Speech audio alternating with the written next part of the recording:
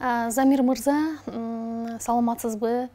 Айтыңызчы, мына дил азык басма үйү бул Кыргызстанда ушул адеп, ахлак, ыйман деги эле жалпы эле дин багытындагы китептерди чыгарган бир лидер басма үйү катары белгилүү болуп калды. 2007 жылы уюшулган экенсиздер, мына 15 жылга аяк басты. Анан мен тарыхы жөнүндө сурагым келип атат да, эмне үчүн ушундай багыттагы китептерди чыгарууга басым жасадыңыздар? Рахмат. Биринчиден келгениңиздер үчүн ыраазычылык билдиребиз. Бул багытта мен эми жаштык кезимде 2000 жылдары бир намаз окуганга ниет кылып намаз окуйн деп атканда бир жарытарлык бир китеп таба албай койгонмун да. Базарларга барганмын, магазиндерди кыдырганмын, бир дагы кыргызча намазды кантип окуш тууралуу үйрөткөн бир китеп таба албай коюп, анан бул жаатта проблемалар бар экенин көргөнбүз. Анан ошол 2007 жылдары ушул багытта китептер чыкса жакшы болот экен деп биринчи пайгамбарыбыз саллаллаху алейхи вассаламдын өмүр баянын, биринчи ошо пайгамбарыбызды туура кантип тааный алабыз, кандай киши болгон, динди кандай жашаган, бизге кандай өрнөк мисалдары бар дегендей ошол багыт менен баштаганбыз да. Азыр Кудайга шүгүр 200дөн ашуун диний жаатта, ахлак, адеп, ахлак жаатында китептерибиз бар. Чындап бул жаатта лидер болуп эсептелебиз.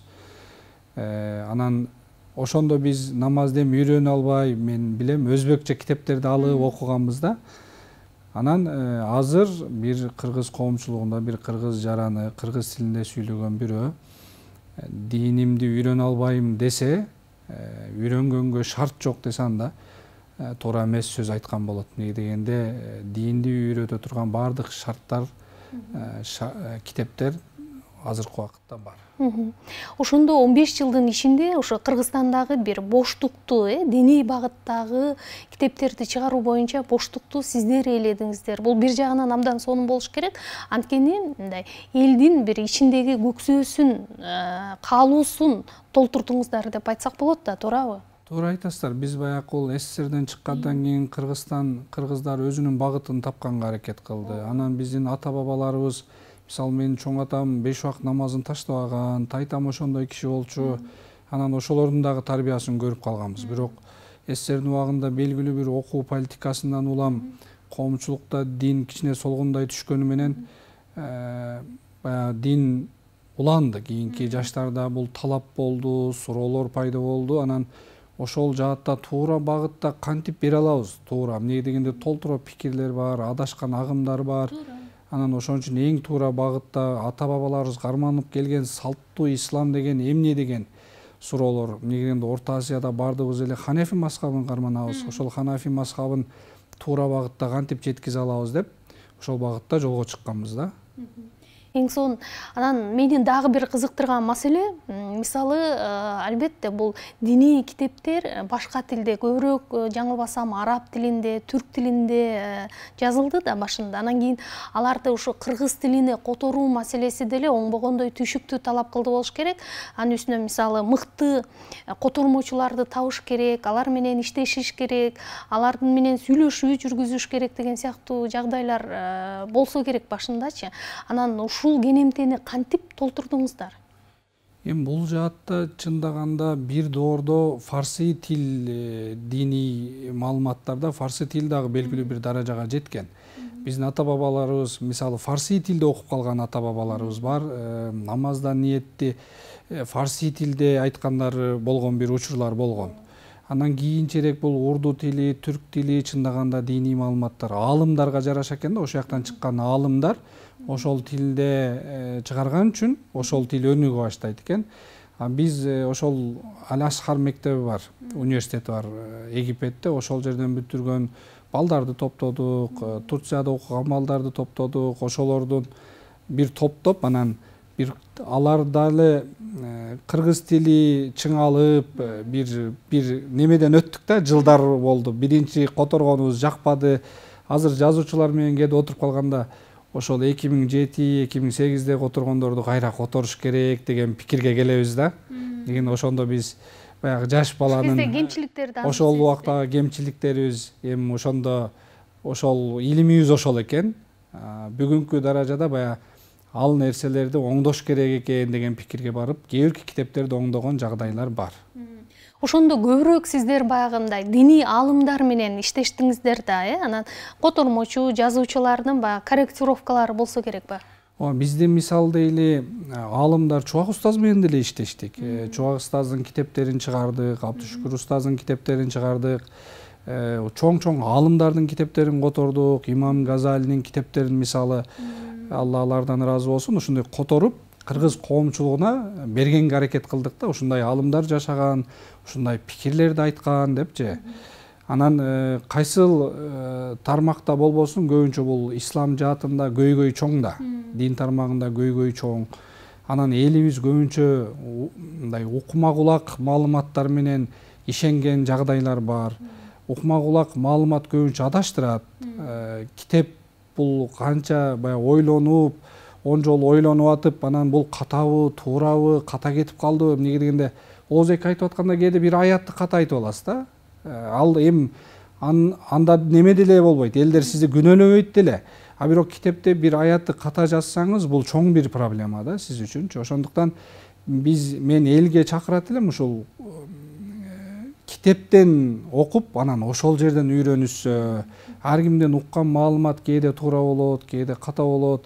Анан кээде мен өзүмдүн деле тайежелерим кээде суроолор сурап калат да, мынт деле, ант деле, анан бул чынында кандай депчи. Кээде баамдабастан оңой, жеңил болгон динибизди ордоштуруп алган абалдар көп учурайт.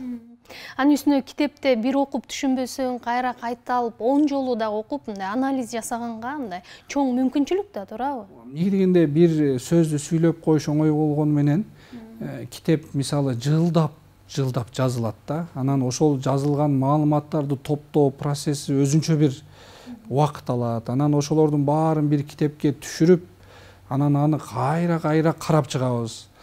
Редакциясы өзүнчө болот, анын корректировкасы өзүнчө, канондук корректировка деп кайра каратып, анан аягында китеп болуп чыгат да. Биз бир китепке 5-6 ай чуркаган күндөрүбүз болот. Жылдап чуркагандарыбыз, мисалы 5-6 жылдан бери бир китепти аракет кылып атабыз.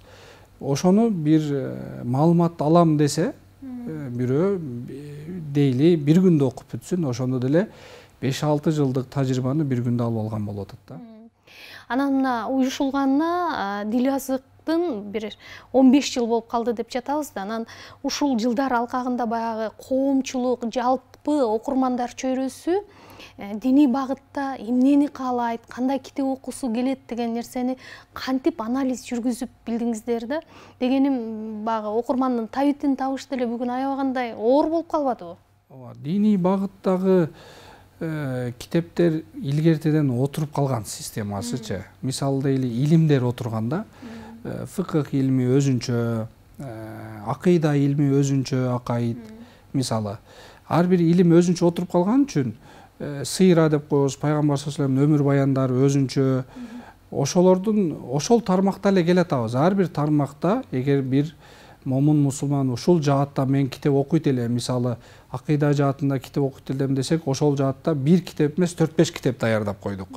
Эгерде мен исламдын эрежелерин үйрөнөм десе, ошол жаатта бир 4-5 китеп даярдап койдук. Пайгамбар саллаллаху алейхи вассаламдын өмүр баянын мен билем десе, анда ошол жаатта дагы ошол тармак менен келе атабыз. Анан бала тарбиялоо жааты, исламга кандай караган, адеп ахлак, бир дин дегенде эле намаз, орозо, зекет эмес, адамдын өзүн алып жүрүүсү кандай болуш керек коомдо деген маселелерди камтыган китептерибиз бар. Замир мырза, жана маектин башында айтып өттүңүз, ушул 15 жылдын аралыгында биз 200гө чейинки багыттагы китептерди которуп, окурмандардын жалпы колуна тапшырдык, алардын мындай реакцияларын алып окуп жатасыздар да. Анан мүмкүн болсо биз ушул эң көп мындай окулган китептерди, дил азык бүгүн кайсы китептерди чыгарып аткандыгын көрсөтүп бербейсизби өзүңүз? Макул. Мен көрсөтөрдөн алдым дагы бир нерсени айтайын деген элем. Биз 2007-де ачылганда эле конкурстар уюштуруп баштадык.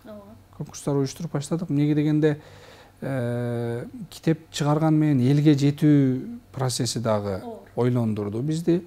Анан конкурс уюштуруп, кызыктырып, алардын спонсорлорун таап. Бул жанагы китеп окуйбуз деген конкурстарда, Ошодо биз 100 000ден ашуун элди окуттук да, ушул убакка чейин 15 жылдын ичинде китептерибизди жеткизип окуттук. Бул абдан сонун. Бул конкурска дагы кайрылабыз. Анда азыр китептерди көрсөтүп берсеңиз,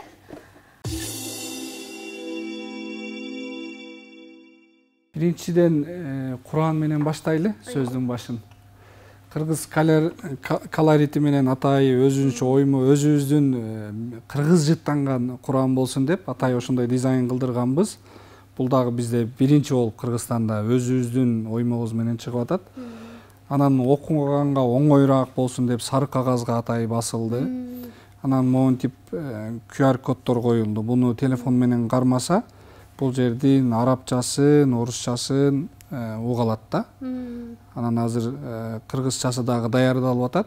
Жакында кыргызчасы дагы чыгып калат.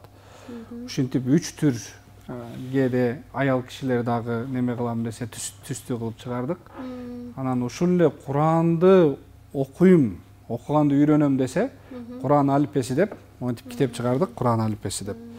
Буну муалим сани дегендер бар, ар түрлүү. Бирок биз кыргыз тилине маани беребиз. Которуп атканда дагы сөз түрдө ата бабаларыбыздын колдонгон сөздөрүнө маани беребиз. Ошон үчүн Куран алифбеси деп монтип Куранды окуганга үйрөткөн бир китеп даярдадык. Алифбеси деп абдан сонун аталыптыр, Курандын алифбеси ушундан башталыш керек деп. Алифбеси ушудан анда Куранда деле алиф ба, алиф анан ба деп эки тамгадан келген өзүчү бул сөз. Алиф анан ба деп экөө катар келет да. Биздин а менен бдайчы. Куран алифбеси деп Атай даярдалган. Бул орусчасы. Ушул эле китептин орусча Куранды үйрөнүү китеби. Анан ошол эле китепти мисалы Куранды эмне үчүн окушубуз керек? Кандай сооптор бар деген китептин Атай даярдап чыкканбыз. Бул автордук бир китеп. Атай даярдаган Куран касиеттери деп аталат. Анан кийин бул жакта келе турган болсок, кийинки китептерибиз. Кийинки эле Пайгамбар саллаллаху алейхи өмүр баяндар. Мисалы эң көп саткан китептерибизден бирөөсү ушул. 2007-де биринчи болуп чыккан китептерден бирөөсү да ушул. Пайгамбар саллаллаху алейхи ошодон бери келе атат да. Жылга басып, жылга ушул китепке талап көп. Пайгамбар саллаллаху алейхи өмүр баянын сөз түрдө биздин кыргыз коомчулугу көтөрүп окушат да. Бизди сүйүндүргөн. Анан ошол эле китептин орусчасы. Орусча окуйм десе. Чексинур бул дагы Пайгамбар саллаллаху алейхи өмүр баяны, бунун дагы орусчасы бар. Чогуу камтылган. Эгер балдар үчүн десе, балдар үчүн Атай даярдалган Пайгамбар саллаллаху алейхи өмүр баяны. Эгер балдар эгер окуйм десе, анан Пайгамбар саллаллаху алейхи вассаламдын мээримдүүлүгүн түшүндүргөн бир китеп. Кандай мээримдүү бир зат болгон. Жашоосунан алынган мисалдар менен берилген. Бул китеп болсо Пайгамбар саллаллаху алейхи вассалам бизде пайгамбарыбыздын ислам тарыхында согушун айтып бере беришкен да.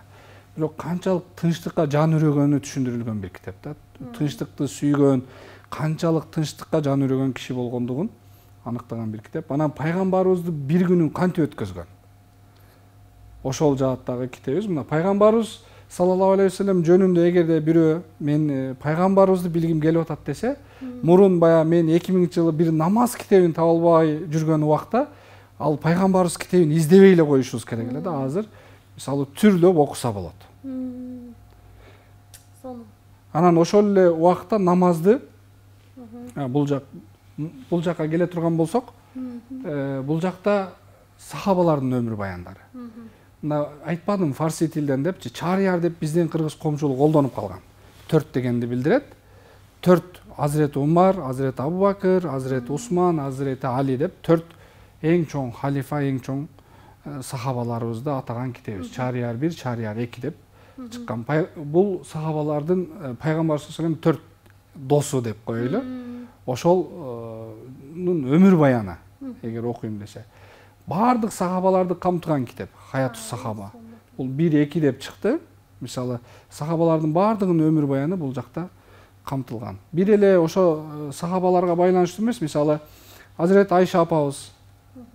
Эгер Азирет Айша апабыз кандай жолдош болгон Пайгамбар саллаллаху алейхи вассалам, аял кишилер дагы пайгамбарыбыздын аялдары кандай болгон десе, бул китепти алып окуса болот.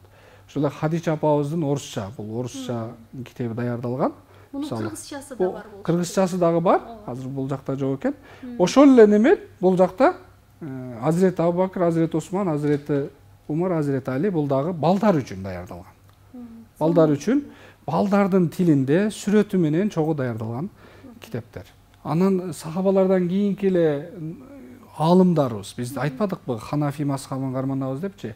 Имам Азам Абу Ханифанын өмүр баяны, кандай киши болгон, мазхабты кандай жетектеген, кантип алып чыккан, ошол эле орусчасы, ошол эле китептин орусчасы.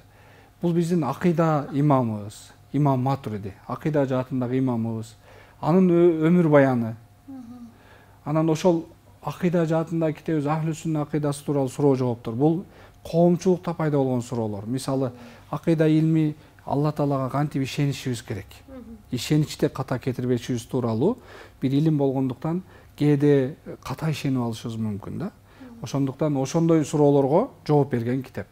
Ошол эле акыйданы бул жакта да берилген, келгенде айтам. Мисалы, Тахави акыйдасы деп Раматылык Чубак устаз даярдаган китеп болчу, Акыл деген окуучусу менен. Бая үнү дагы чыгып кетпедиби? Оруп жатканда ошол китепти биз суранганбызда, устаз китепти карап бердиңизби десек, азыр ооруп аттым эле, карап берем, карап атам деген китеп ушул китеп. Бул ушул жакында жарык көрүп атат, ушул китебиз, Кудай кааласа. Тахави акыйдасы деп, бул дагы акыйда китебиндеги эң чоң китептерден бирөөсү. Анан ошол эле жаатта мисалы хадис китептери. Имам Набавинин мисалы Риядус Салихин китеби түшүндүрмөсү менен тандалган хадистер. Ошол эле Имам Набавинин 40 хадис китеби, бул дагы кыргызча котормосу түшүндүрмөсү менен берилген. Ислам университетинде окулган китептер булар, окутушат. Булар кыскартылып берилген ала, 40 хадис. Булар немеге берилет? Ислам университетинде окуу китеби катары дагы колдонушат. Медреселерде колдонушат, бизге келип сурашат. Ошол эле хадистерден Гүлдесте деген китеби, бул хадистер бул жерде дагы түшүндүргөн, ар бир хадисте 27 хадис бар. Мисалы, соода сатык тууралуу 33 хадис, ишкерлерге, бизнес тармагында жүргөндөр, сатуучулук тармагында жүргөндөргө кандай кантип сатыш керек, алдабаш керек, алдабаш керек, ошого анан 40 хадис деп кичинекей кыска нуска деп чөнтөк китеп катары 40 хадисти эстеп турсун деп ошондой бир китеп чыгарганбыз. Ошол эле ишенич китебинин бир немеси балдар үчүн, бул деле акыйданын балдар үчүн жагы, Алланы билгим келет. Бала сурап атат да атасынанчы. Мен Алланы билгим келет деп кээде балдарыбыз суроо сураса жооп бере албай калып атпайбызбы? Ошондо ушул китепти берип, же болсо чогуу окуп талдасак болот. Бунун биринчиси, экинчиси жарык көргөн балдарыбыз үчүн. Анан бул жакка келе турган болсок, кийинки бул жак фыкых. Биз фыкых деген жокпуз. Атайы кыргызчаладык. Анан коомчулукта эң көп сатылган китебиз ушул китеп. Сүйүктүү пайгамбарыбыздан кийинки китебиз Ислам негиздери деп.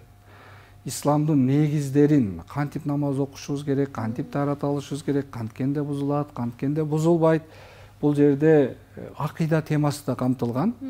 Кантип ишенишибиз керек, ыйман, акыйда деп туруп биринчи кеткен, анан тазалык, таарат, намаз, орозо, закет баардыгы. Буну эреже китеби деп койсок болот да. Муну бир энциклопедия деп да койсок болот. Бул сөзсүз бир момун мусулмандын китепканасында туруш керек болгон китептердин бирөөсү. Бул жаатта чындаганда Кыргызстанда бир эле китеп бар да ушул жааттачы. Анан буну биз мурун биринчи, экинчи, үчүнчү деп басканбыз. Ошолорду көргөзүп коюштур. Бул жакта мусулман үй бүлө деп, бул дагы үй бүлөнүн ичиндеги закондор. Мамиледе бул дагы каралган. Атайы динибизде кандай мамиле болуш керек, мусулман үй бүлө кандай болуш керек деген суроонун жообу бул жакта камтылган. Анан ошол эле фыкых жаатында мусулман аял зат үчүн зарыл китеп. Бул Чубак устаздын даярдоодо өтө чоң салымы бар.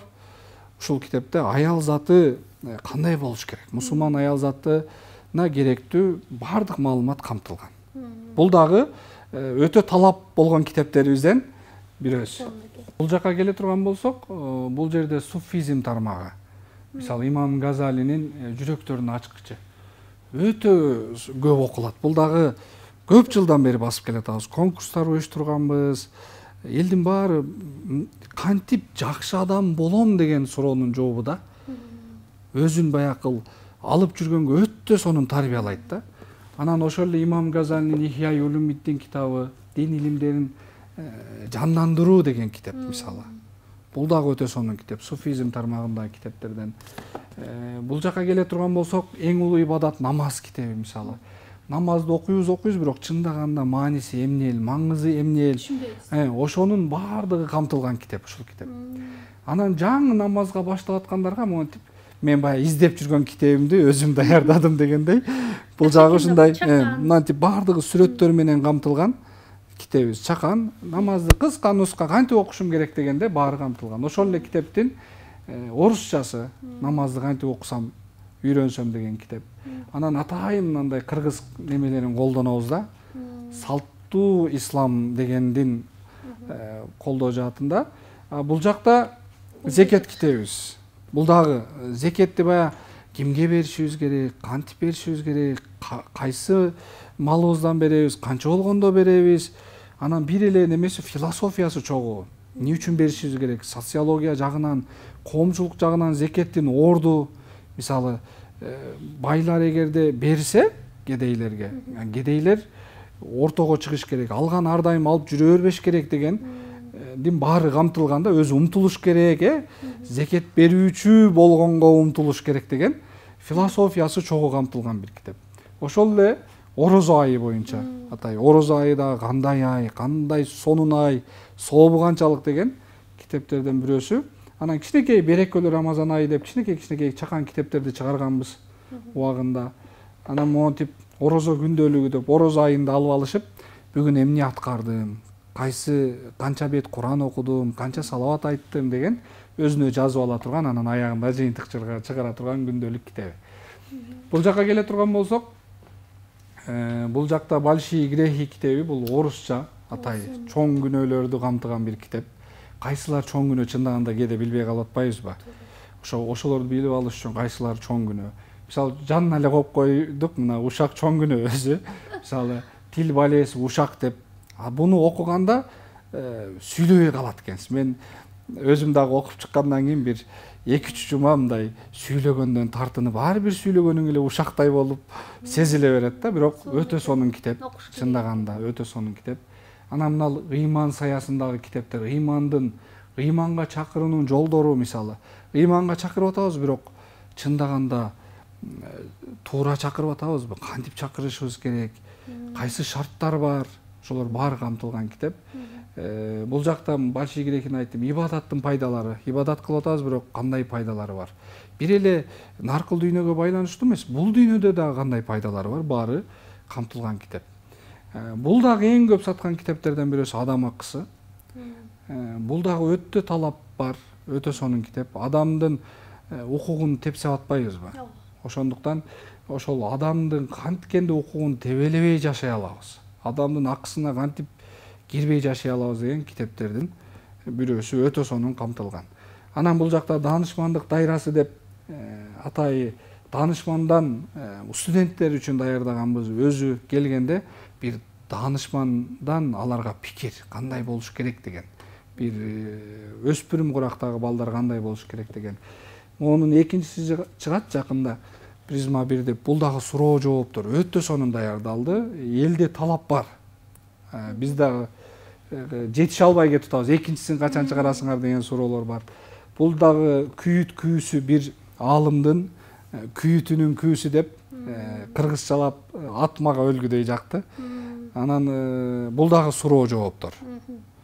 Бирок күнүбүз доорубуз дагы суроолор, ислам ааламындагы проблемалардын суроолору. Жеңилден дагы көбүрөөк философиясы чоң болгон суроолорду камтыган. Бул жерде сыр аяк деп, анан сиздердин жана сайтыңыздарга да киргизген экенсиз. Ооба, сыр аяк деп биз сыр аяк деп жумасына суралган суроолордун жоопторун берип турабыз. Бунун өзүнчө бир немеси бар. Икаясы бар. Бул сыр аяктын сыры кетсе де, сыны кетсе де, сыры кетпейт сыр аяк деген илгертеден келген макалыбыздан улам ушундай сыр аяк деп чыгардык. Бул жака келе турган болсок, булар тарбиялык китептерибиз. Асыл адам, кантип асыл адам болобуз? ибадаттын сырлары, адам көркү адеп өтө мындай сонун китептер. Бул өспүрүм курактагылар, студенттер өтө талап көп ошолор окушат да. Асыл адам сапаттары, кандай сапаттарга ээ болуш керек.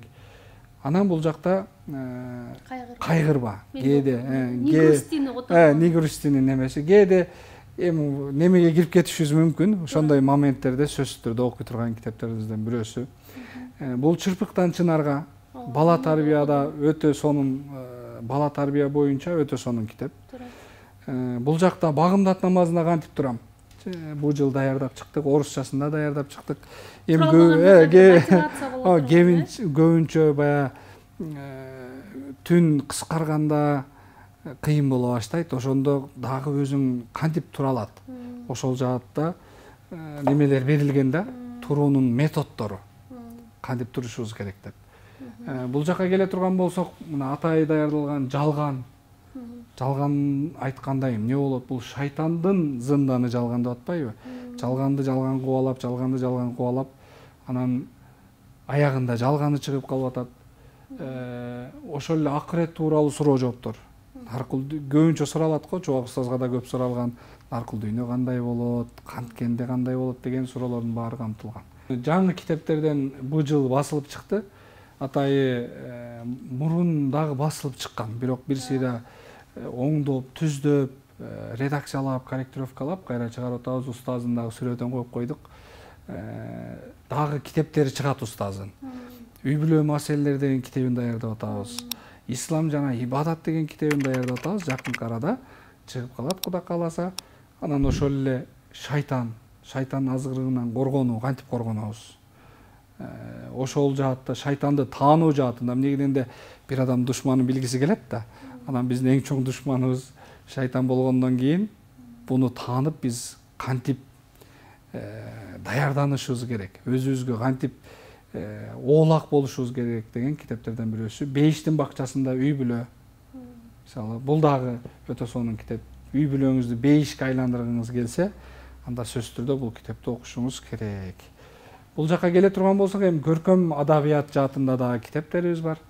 Манас Саякбай атабыздын Манас китебин басып, Атайы башкачараак бир дизайн менен өзүнчө даярдап чыктык бул китепти.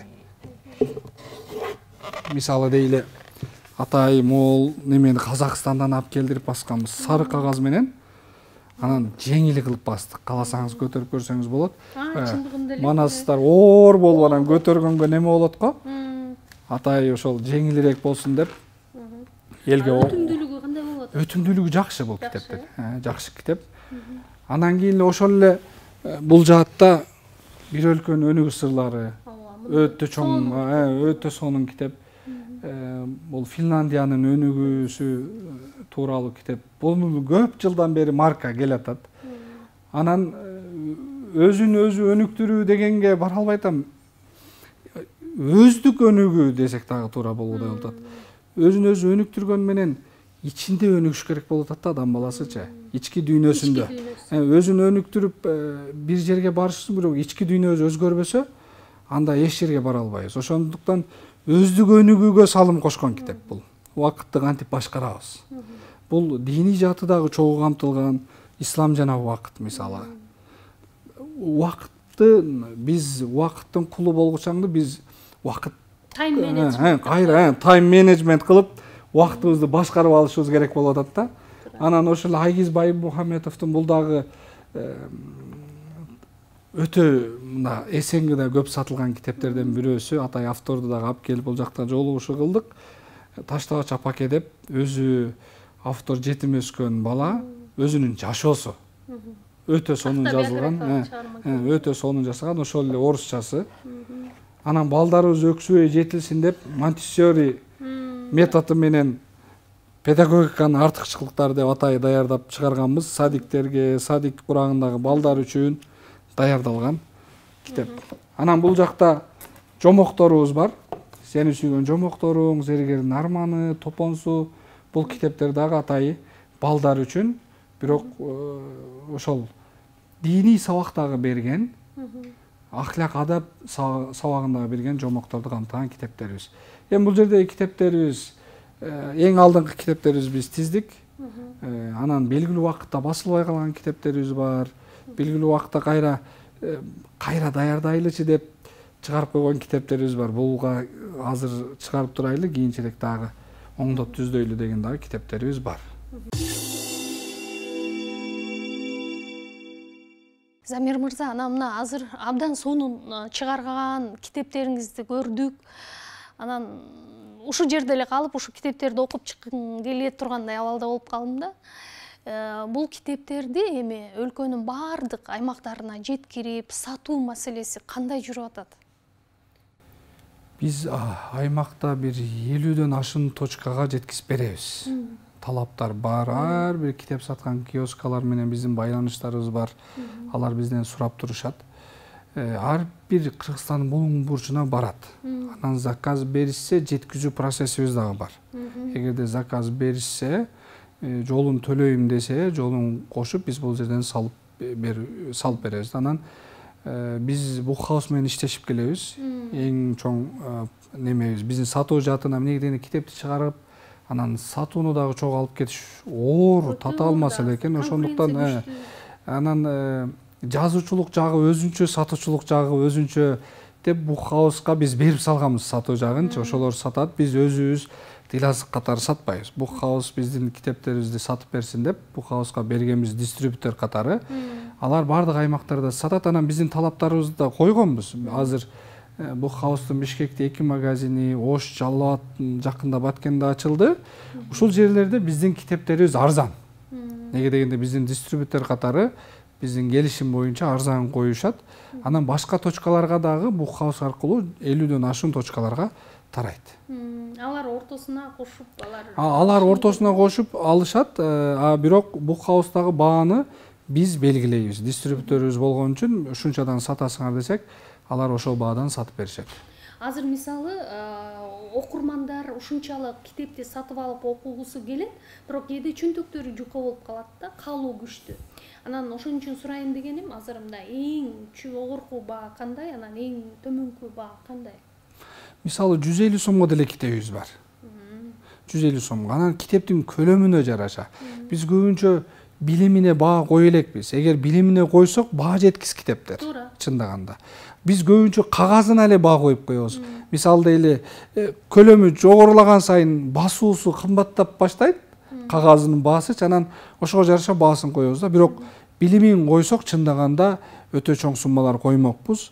1000 сом мисалы жогорку бааларыбыз Курандар 1000-1200дөн мисалы да. Бирок Пайгамбар саллаллаху чоң китеп көлөмдүү биз жылдардан бери келатканыбыз үчүн баасын өзгөртпөй эле мисалы 500 сомдон ылдый төмөн. 500 сомдон төмөн чоң китепти сатып келатабыз. Эң негизгиси мен уктум эле ушу Дилазык баягындай баалуулуктарга өзгөчө басым жасагандай уюм катары китептин деле мындай ашыкча киреше табууну көздөбөйт депчи. Эми бул жаатта мисалы бизнес катары китепти бизнес катары караган адамдар бар. Бирок биз бизнестен дагы көбүрөөк агартуу тармагы катары көрөбүз. Эмнеге дегенде биз элди агартуучу катары көрүнүшүбүз керек. Бул жерден бир акча табайлы, анан байып кетейли, чоң үйлөрдү курайлы деген максаттарыбыз жок. Чындаганда акча тапсак, аны кайра эле алып барып ошол башка китепти чыгарууга колдонобуз да. Бирок эч качан байып кетейли деген бир максат койгон жокпуз бул жаатта. Биз ошол илимибизди, билимибизди элге кантип жеткизе алабыз туура багытта, кантип ошол эл өнүгүп, чогуу өнүгүп кете алабыз деген бир салым кошконго аракет кылып атабыз да. Болбосо буну бизнес катары көрүү туура эмес, анысы деле китептен баюу деген бир маселе жок. Анан мисалы ушул китептерди албетте сатып алып окуган абдан жакшы, бирок ошол эле учурда мисалы биздин чет өлкөдө жашаган канчалаган мекендештерибиз бар да, алар китепке жетпейт. Анан ошол кенемтени сиздер кантип толтуруп атасыздар дегеним жана угуп калдым. Өзүңүз да бир рет айттыңыз эле, биз ушу өзүбүздүн Дилазык KG деп аталган сайтыбызга электрондук китеп деп киргизип жатабыз депчи. Ушул процесс качан аягына чыкчудай? Азыр ошол тестовый режимде кетип атат. Китептерибизди өзүбүз коюп алып, өзүбүз электронный вариант окуп атабыз. Неге дегенде биздин кыргыз коомчулугунда Россияга барып келдим мен, Америкага барып келдим. Анан ал жердеги биздин жарандар менен жолуктум, алардын талаптарын уктум, көйгөйлөрүн уктум. Алар айтып атат, биздин балдарыбызга кыргызча окутушубуз керек болуп атат. Биз балдарыбызга динди үйрөтүшүбүз керек болуп атат. Кантип жардамчы боло аласыздар дегенде биз эми ал жактарга чындаганда китеп жеткизүү процесси өтө оор. Россияга жеткизгенибиз менен Америка деген каякта жатат. Ошондуктан биз электронный китеп окуу проектисин баштаганбыз долбоорун. Бир 5-6 айга жетпестен чыгып калат деген үмүттөбүз. Кудай кааласа, эмне дегенде 1,5 жылдан бери аракет кылып атабыз. Коюп баштадык сайтыбызга электронный китеп деп. Эң жакынкы арада чыгып калат окурмандарыбыз электронныйдагы. Анан электронныйдын биз кагаз баасы болбогондуктан улам арзан баада китептер болот. Анан Кыргызстандын бардык жеринде интернет, Кудайга шүгүр, тартып калды.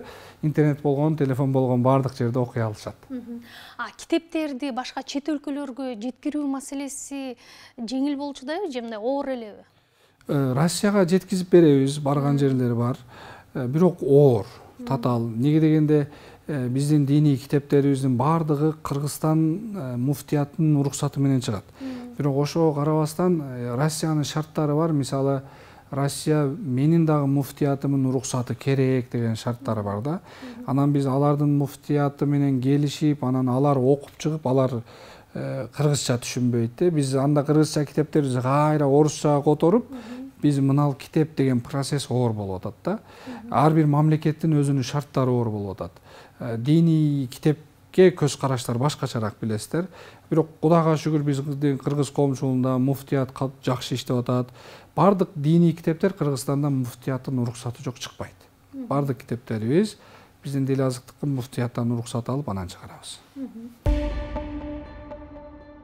Замир мырза, азыр болсо Дил азык басма үйүнүн негизги китептеринин бардыгы чыга турган типографияда турабыз. Анан ушул процессти айтып берсеңиз, кандай өтөт, чыккан? Бул биздин 4 түстө тарткан машинкабыз. 4 түстө чыгарат. Биздин көбүнчө китептердин сырты, анан кийин түстүү китептерибиз ушул машинка менен басылат да. Бул жерден кирип, тиягына чыгат. Мынанын ар бири бирден түс берет. Ар бири. Кызыл, жашыл кылып. Анан кийин монтип ондой пленкалардын негизинде могу пленка кирет. Пленканы беребиз. Атайы пленкалар чыгарылат да. Анан ошонун натыйжасында бул жактан чыгат. Ар бир процессте, мисалы 1000 тираж берген болсок 1000ди, 2000 тираж берсек 2000, 3000 берсек 3000 тиражды ушул жерден чыгарып берет.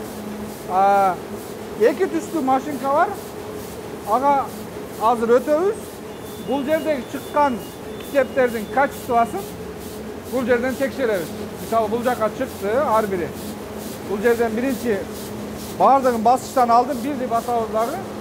Анын алып алып туруп, атайы жарык берилген светтин негизинде бул жерден карап чыгабыз. Түстөрү туура чыгыптырбы, кандай чыгыптырбы деп. Эгер туура чыккан болсо, анда бардыгын бир процесс менен басып баштайбыз. Бул биздин эки түстүү баскан машинка китептердин ичин басат.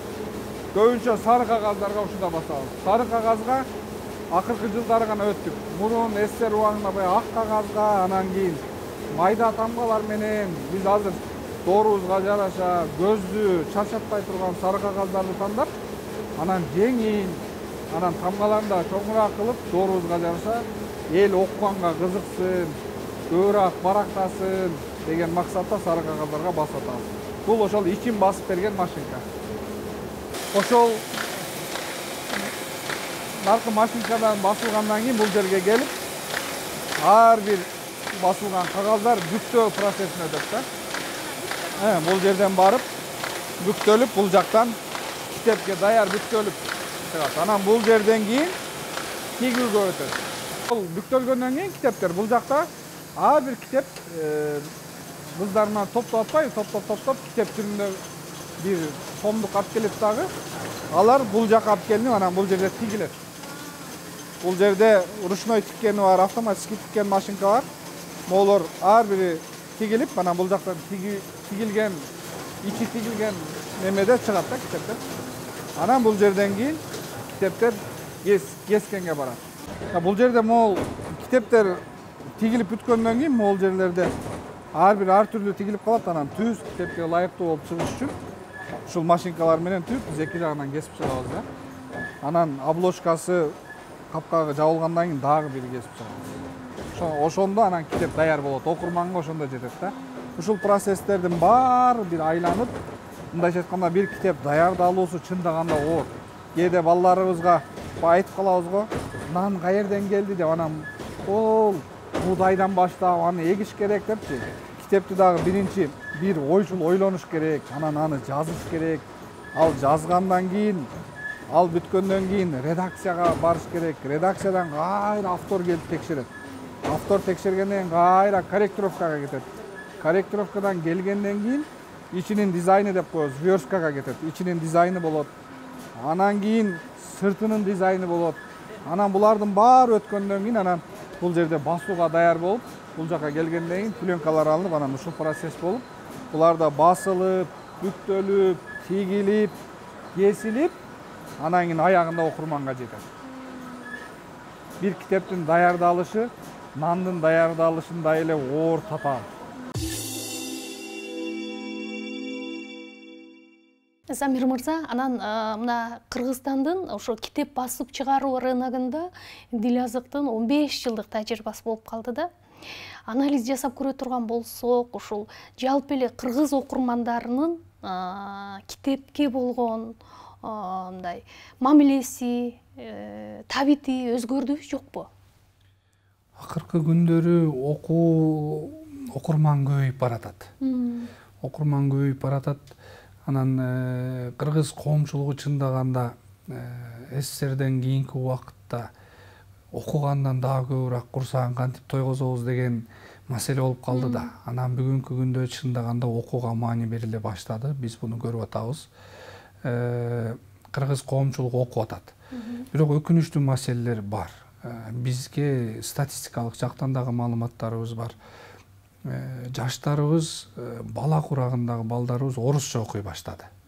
Биздин азыркы көйгөйүбүз, биз кыргызча китеп жок деп, кыргызча даярдап алган китептерди эми орусча которуп беребизби, же ошол балдарыбызга кыргызча үйрөтүшүбүз керекпи деген маселе турат да.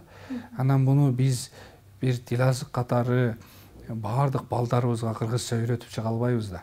Ошондуктан балким жалпы коом бул маселени көтөрүп чыгарыш керек. Эмнеге дегенде Бишкекте көпчүлүк мектептер орус тилинде болуп калды. Балдарыбыз орусча окуп атат. Анан баягы бир тилде биздин культурабыз сакталат. Анан өкүнүчтүү жагы ошол. Статистика менен балдар келгенде эле китептерди кармаганда эле биз көрүп атабыз да.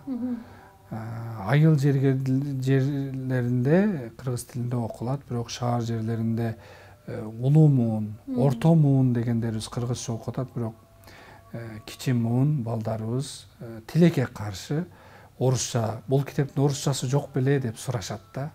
Анан эми биз ошол маалыматты бериш үчүн орусчага которсокпу деген ниеттерибиз бар. Негизи ушул жааттачы, мисалы, мүмкүн ошо китеп басып чыгарган, мисалы азыр соңку учурда басмаканалар деле көбөйүп атпайбы? Бир мындай кеңешиппи, бир сунуштарыңыздарды, мисалы, өкмөткө берип көрүүгө аракет кылдыңыздарбы деген бир жалпы мамлекеттик саясат зарылбы бүгүн ушул жаатта? Ушул жаатта ооба, билим берүү министрлиги же болбосо жалпы мамлекет буну ойлонуп, биз кыргыздар кайда баратабыз деген суроону ойлонуп, балдарыбыз кайда баратат. Неге дегенде билим берүүдөгү проблема 15 жылдан кийин чыгат да, маселечи. Мисалы бир бала 15 жылдан кийин окугандын натыйжасын тарбия бере алган болсок, тарбиялуу болуп 15 жылдан кийин ошол баланы коомчулукта көрөбүз. Тарбия бере албаган болсок, тарбиясыз катары 15 жылдан кийин көрөбүз да. Ошон үчүн момент эле бир натыйжа көрүүбүз бул туура эмес. Ошондуктан азыр биздин көрүп атканыбыз балдарыбыз ушул жаатта баратат. Ошондуктан буну мамлекеттик деңгээлде карап, сөзсүз түрдө бир биздин эми сунуштарыбыз деле бар. Жок дегенде 1-класстан 5-класска чейин кыргыз тилдүү мектептерди көбөйтүп, 5тен кийин мейли орусча окутсун, мейли англис тилинде окутсун, бирок 1-класстан 5ке чейин эне тилибизде, мына энебиздин тили, энебиз кайсы тилде сүйлөсө ошол тилде билим бербейлиби, каражат деле мамлекеттин эми экономикалык абалын деле көрүп атабыз. Жогорку деңгээлдеги, жогорку мектептеги китептерди чындаганда кыргыз тилинде даярдап чыгыш оор болушу мүмкүн, бирок 1-класстан 5-класска чейин китептерге көп деле каражат кетпейт, бирок мамлекеттин ушул жаатта бир саясаты болуш керек деген тилегибиз бар. Жана сиз айтып өттүңүз эле, ошол биз негизи баягы китеп басып чыгарууда китеп окуйбуз деген бир атайын конкурстарды уюштурууга артыкчылык бердик депчи. Чындыгында эле бир топ мындай байгелерди коюп, ошол жалпы окурмандардын бир китеп окуу маданиятын калыптандыралы, аларды өнүктүрөлү деген максатыңыздар бар экенин билебиз да. Бул абдан менимче мындай изги, жакшы ой тилек болуш керек. Анан ошонун натыйжасы кандай болуп атат азыр?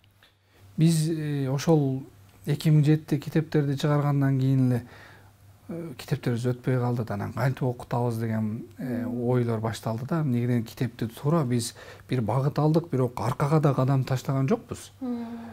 Көздөгөн максат, үмүтүбүз, көздөгөн максатыбызды улам карай жол алып баратабыз да. Анан кийин ошол китептерди конкурс уюштурдук, спонсорлорун таптык, умрага алып барабыз дедик, ажылыкка алып барабыз дедик, 50 000 сом байге беребиз дедик. Анан ошондо элдер кичине болсо дагы кызыгып, окуп, анан окуган сайын адам көнүп, окуса болот экен да деп окуй башташты да, коомчулукчу. Бирок дагы деле ал конкурстарыбызды улантып келебиз. Неге дегенде окууга кызыктыруу максатында. Башка долбоорлорубуз бар.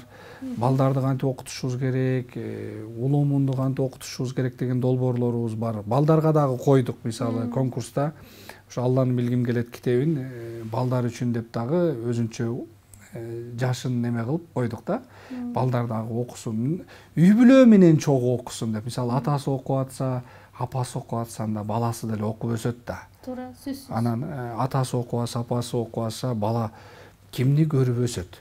Ошон үчүн баягы чырпыктан чынарга дегенде, чынар эгер мисал болуп турса, чырпык чынар болот. Анан эгерде чынар жок болсо, чырпыктан чынар болууну күтүү татаал, оор. Чоң рахмат анда Замир мырза, ийгилик каалайбыз. Ошол талбаган эмгегиңиздердин мындай акыбети кайтсын. Акыбети качан? Бул биздин жалпы коомчулук мындай массалык түрдө китеп окуса, китеп окуу маданияты Кыргызстанда калыптанса, бул сиздердин жеңиш деп эсептейм. Рахмат, ыраазычылык билдиребиз.